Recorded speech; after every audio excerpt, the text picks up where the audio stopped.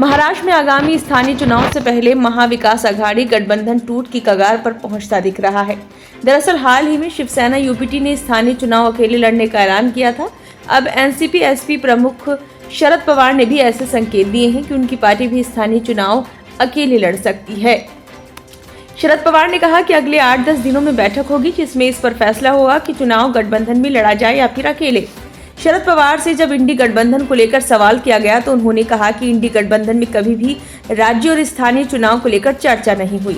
इंडी गठबंधन सिर्फ राष्ट्रीय स्तर के चुनाव के लिए था। महाराष्ट्र के आगामी निकाय चुनाव में हम गठबंधन के साथ चुनाव लड़ेंगे या अकेले, इसका फैसला करने के लिए अगले 8-10 दिनों में बैठक होगी। दिल्ली विधानसभा चुनाव को लेकर एनसीपी एसपी प्रमुख शरद पवार ने कहा कि दिल्ली चुनाव में मुझे ऐसा लगता है कि हमें अरविंद केजरीवाल की मदद करनी चाहिए। गौरतलब है कि हाल ही में शिवसेना यूपीटी के सांसद संजय राउत ने साफ कर दिया कि उनकी पार्टी स्थानीय चुनाव में अकेले लड़ेगी। संजय राउत ने कहा कि गठबंधन में पार्टी कार्यकर्ताओं को पर्याप्त अवसर नहीं मिलते और इससे संगठन का विकास भी बाधित होता है। हम निकाय चुनाव अपने दम पर लड़ेंगे।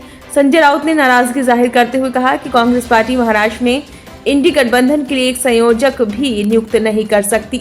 उन्होंने कहा कि गठबंधन की सबसे बड़ी पार्टी होने के नाते कांग्रेस को बैठक आयोजित करने की जिम्मेदारी नहीं लेनी चाहिए थी।